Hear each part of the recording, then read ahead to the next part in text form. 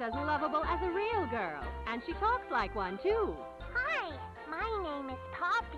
I love you. You creepy bitch. From the moment Chapter 1 was released, Poppy Playtime wasn't just another indie horror game, it was guaranteed success, and if you look closely, the signs were there from the very beginning. Oh mate, it's an absolute genius, just call that first off. Definitely just didn't stick a fair walkthrough on YouTube. Chapter 1 starts with you playing as a former employee returning to an abandoned toy factory after receiving mysterious letters. The letters suggest that the staff who supposedly disappeared years ago might still be inside. Right away, the game builds unease. The factory looks bright and child-friendly, but it's completely empty. That contrast, it's important. And it just ends up setting up the whole style of the game. It's bright, colourful, but there is dark, deep meanings in it. And here is where we meet Huggy Wuggy. You know, just the main horror character of the game, from at least Chapter 1. Just your ordinary blue stuffed toy. How fucking terrifying. After this, you go and collect the grab pack, which allows you to grab objects from a distance, conduct electricity to power doors, and solve simple puzzles, which they weren't quite simple to me. That one was quite easy to be fair, just wait. At one point, you notice Huggy Wuggy has disappeared from where he was standing. This is the first major oh no moment. Soon after, the power goes out, and when it comes back on, Huggy is gone. The game doesn't show you him attacking right away. Instead, it builds tension by making you wait, and showing you little signs that he's just hanging about. The game also gives you this little bit, which really annoyed me, and I just want to have a wee quick rant about it. In this bit, to be able to grab the other part for your grab pack, you have to go around finding these little cube things to put in the power or whatever. Yeah, when I collected all of them, I didn't know I collected all of them, so I was just running around like a complete dick for the entire time trying to find the other ones, which I already had. But yeah, I ended up grabbing the grab pack other half. It's fine, it's not a fucking complete waste. After getting the second hand, you can go into the next part. After completing a puzzle, which is a piss take, you can then go and make yourself your very first own Poppy Playtime toy. This puzzle took me way too long, by the way. I actually generally don't know how it took me too long. I kept trying to go up the little bits that I couldn't go up. It just didn't go to my mind. Every single time I was like, oh yeah, let me go up this. Bitch, you can't go up them. What the fuck am I doing? Yeah, I forgot to mention there's another puzzle. I'm not even going to talk about this one. I'm fed up. I'm fed up with him. Eventually, Huggy Wuggy reveals himself and chases you through the vents. This is the most iconic moment in Chapter 1. It's fast-paced, simple objective, just run, high tension, and perfect for reactions. It's short, but extremely memorable, which is why it spreads so quickly online. Fucking pedophile. Oh, okay. As you can see in this short section, it's very fast paced and it keeps you on your toes by making you have to move all the time. There's also writing on the walls, doll heads coming out of nowhere, and Huggy Wuggy changing directions almost every second. After you're done with the chase, you're able just to kill Huggy Wuggy by throwing a box on him. What are you on about?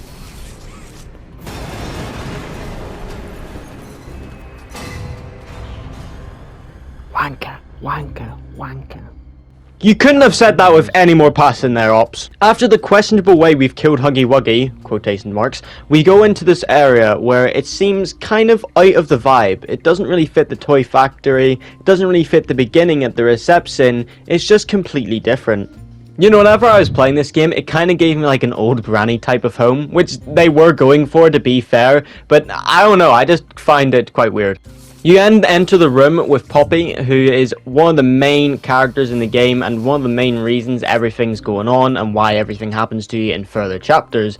As you can see, what a creepy bitch.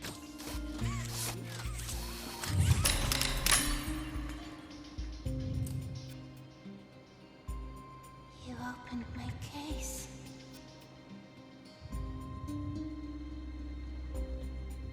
It then leaves you on a cliffhanger, which brings us perfectly into the reason why Poppy Playtime was always going to be a success.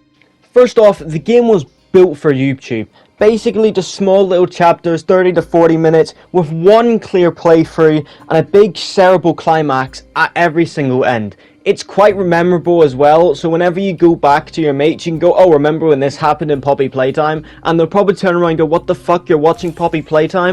So this means it was very easy for creators to record, it was very easy for reviewers to click, and it was just easy to go viral. This wasn't accidental, this was designed for content. Another reason they had one iconic monster and it had instant recognition. Huggy Wuggy was plastered everywhere and everybody noticed who it was and everybody could link it back to the game. The first chapter is also extremely simple and extremely fast paced and entertaining, meaning anybody from 6 years old to 30 years old, whoever 30-year-olds are playing Poppy Playtime, could easily just pick up the game and go, yeah, I'm enjoying this, I'm having fun, and I understand what's happening. The game was also the starter of this unique, colourful type of style of horror games, which maybe I just don't personally agree with. I don't think it should be that. I think the horror game should be dark, you know, twisted, all of that. But Poppy Playtime first pushed it out of, we can make a horror game and we can make it look child-friendly. Which then other games started to follow, and then it became this whole big trend, putting more views and more eyes on Poppy Playtime, making it even bigger and more successful. Poppy Playtime was always going to succeed because of Chapter 1's perfect design for virtuality. It combined simple gameplay, short playtime, and a strong focus on one iconic character, making it easy for both players and viewers to engage with. The horror was carefully paced, building tension before delivering a simple, memorable chase scene that was ideal for reactions and clips. On top of that, the game included just enough mystery and lore to keep people talking beyond the gameplay itself. Altogether, it wasn't just a good horror experience, it was a formula to build and spread online.